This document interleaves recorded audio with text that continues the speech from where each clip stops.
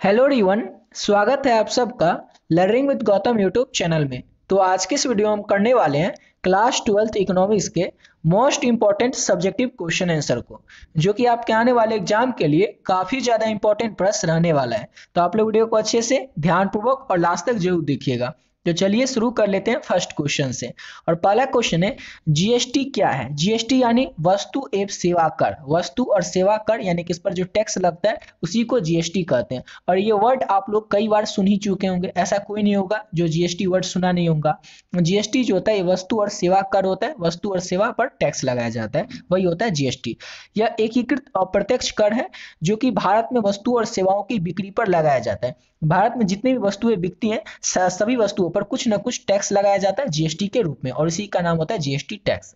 यह राज्य और केंद्र सरकारों को करों को मिलाकर एकल कर प्रणाली है। राज्य सरकार और केंद्र सरकार दोनों मिल करके इस पर ये जो जीएसटी है इसको लगाते हैं हर एक वस्तु पर, समझ गए। और यही होता है जीएसटी। जीएसटी जो है क्या, एक अप्रत्यक्ष कर है जो कि हमें पता नहीं चलता है कि उस पर, जैसे वस्तु आप कोई बिस्किट खरीदने दिख गए और कोई महंगी बिस्कुट है या कोई चॉकलेट महंगी है, वो चॉकलेट आपको 20 या 30 रुपए में पड़ी, तो आपको तो लग रहा होगा चॉकलेट का प्राइस 20 या 30 रुपए है, लेकिन वो जो चॉकलेट का प्राइस या बिस्किट का प्राइस 20 या 30 रुपए में आपको मिलता है उस पर पहले से ही वो जीएसटी लगा दिया जाता है, समझ गए। तो यही होता है जीएसटी, जो कि अप्रत्यक्ष कर है, अप्रत्यक्ष टैक्स है, जो कि भारत में वस्तु और सेवाओं की बिक्री पर लगाया जाता है। यह राज्य और केंद्र सरकार का जो है दोनों मिल करके करों को मिला करके एकल प्रणाली में इस टैक्स को लगाते हैं, वही होता है जीएसटी। अगला क्वेश्चन है, सीमांत उत्पाद और कुल उत्पाद के बीच संबंध क्या है? सीमांत उत्पाद मतलब मार्जिनल प्रोडक्ट उस अतिरिक्त उत्पाद को दर्शाता है जो अतिरिक्त संसाधन को जोड़ने से प्राप्त होता है, जबकि कुल उत्पाद यानी कि टोटल प्रोडक्ट सभी संसाधनों के उत्पन्न कुल उत्पादन होता है। सिंपल सा क्वेश्चन है, पहले क्वेश्चन को समझने की कोशिश कीजिए। क्वेश्चन आपसे पूछ रहा है कि सीमांत उत्पाद और कुल उत्पाद के बीच आखिर संबंध क्या होता है, इन दोनों के बीच संबंध क्या होता है? तो सीमांत उत्पाद उस अतिरिक्त उत्पाद को दर्शाता है जो कि एक अतिरिक्त संसाधन को जोड़ने से प्राप्त होता है। कोई भी एक अतिरिक्त हमारे पास संसाधन होगा उसको अगर हम जोड़ेंगे तो यही वही क्या हो जाएगा, तो सीमांत उत्पाद हो जाएगा, समझ गए। जबकि कुल उत्पाद जो होता है वो सभी जितने भी संसाधन है उससे जितने भी कुल उत्पन्न उत्पाद होते हैं उसी को कहा जाता है टोटल प्रोडक्ट यानी कि कुल उत्पाद, समझ गए। टोटल प्रोडक्ट कुल उत्पाद मतलब सभी संसाधनों से उत्पन्न कुल उत्पादन, उसी को कहा जाता है जो टोटल जो सभी उत्पादन होगा उससे जितना भी कुछ हमें मिलेगा वही होगा टोटल प्रोडक्ट कुल उत्पाद। और सीमांत उत्पाद क्या होता है, उस अतिरिक्त उत्पाद को दर्शाता है जो कि एक अतिरिक्त संसाधन को जोड़ने से प्राप्त होता है, समझ गए। यही है सीमांत उत्पाद और कुल उत्पाद के बीच का संबंध।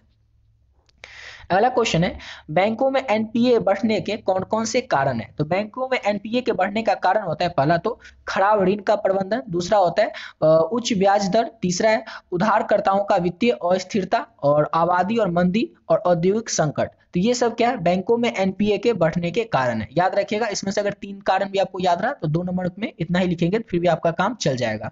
बैंकों में एनपीए के बढ़ने के कौन कौन से कारण है? तो पहला तो याद रखना है खराब ऋण का प्रबंधन, दूसरा है उच्च ब्याज दर, और तीसरा है उधारकर्ताओं की वित्तीय अस्थिरता, और चौथी है आबादी मंदी, और पांचवें औद्योगिक संकट। ये सब क्या है, बैंकों में एनपीए के बढ़ने के कारण है। अगला क्वेश्चन है, अतिरेक मांग के 2 प्रमुख कारण क्या होगा? तो उपभोक्ता विश्वास में वृद्धि और जो खर्च को बढ़ाएगा, और दूसरा है सरकारी खर्चों में वृद्धि जो कि अर्थव्यवस्था में धन की अधिकता और मांग को बढ़ाती है। पहले तो क्वेश्चन समझिए, क्वेश्चन क्या है, अतिरिक्त मांग के जो बढ़ जाती है इसका 2 प्रमुख कारण क्या होता है बढ़ जाने का? तो पहला तो कारण होता है उपभोक्ताओं की विश्वास में वृद्धि जो कि क्या कराती है, खर्चा को बढ़ा देती है, और दूसरा होता है सरकारी खर्चों में वृद्धि। अब सरकारी खर्च में वृद्धि होगी तो अतिरिक्त मांग तो होगी जो कि क्या करेगी, अर्थव्यवस्थाओं में धन की जो अधिकता होगी उसकी मांग को बढ़ाएगी। तो यही होती है अतिरिक्त मांग के 2 प्रमुख कारण, समझ गए। दोनों को अच्छे से याद रखिएगा।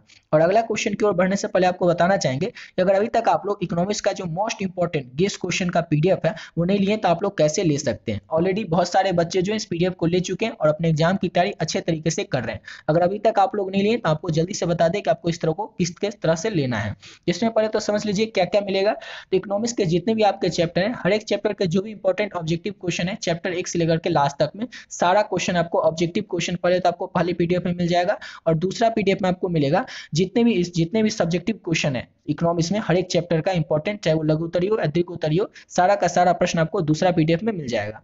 और तीसरा पीडीएफ में आपको मिलेगा पीवाईक्यू, पिछले 11 साल में जो भी प्रश्न आपके एग्जाम में पूछा गया चाहे वो ऑब्जेक्टिव प्रश्न है और वो जो उसका आंसर के साथ आप लोगों को इस पीडीएफ में देखने को मिल जाएगा, समझ गए। तो तीसरा पीडीएफ में आपको पीवाईक्यू मिलेगा पिछले 11 सालों का।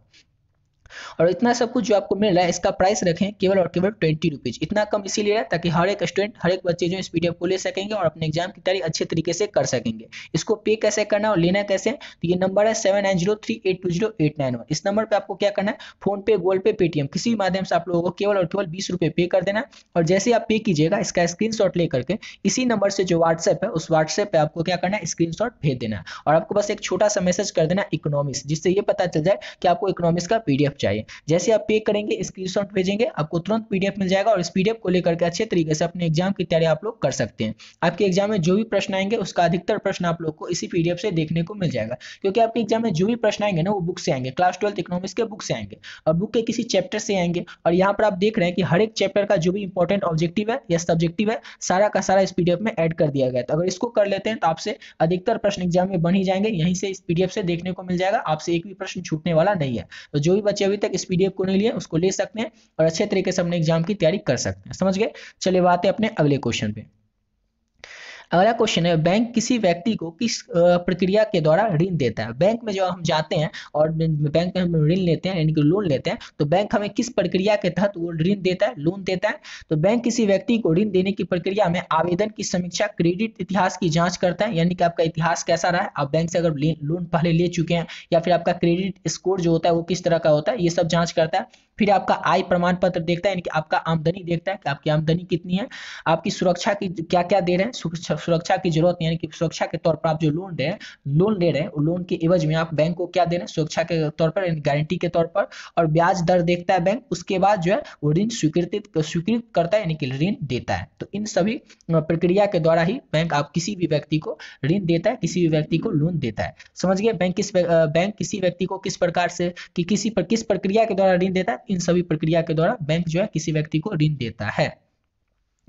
अगला क्वेश्चन है, समान वस्तुओं और घटिया वस्तुओं में क्या अंतर होता है। तो समान वस्तुएं वो होती है जिनकी मांग कीमत बढ़ने पर बढ़ती है, जैसे अनाज। घटिया वस्तु वो होती है जिनकी मांग कीमत बढ़ने पर घटती है। मतलब सिंपल सा क्वेश्चन है हमारा कि समान वस्तुएं क्या होती है। तो समान वस्तुएं वो होती है, सामान्य वस्तुएं जिनकी अगर मांग बढ़ जाए ना, जिनकी अगर कीमत बढ़ जाए तो उनकी मांग जो होगी वो और ज्यादा बढ़ेगी।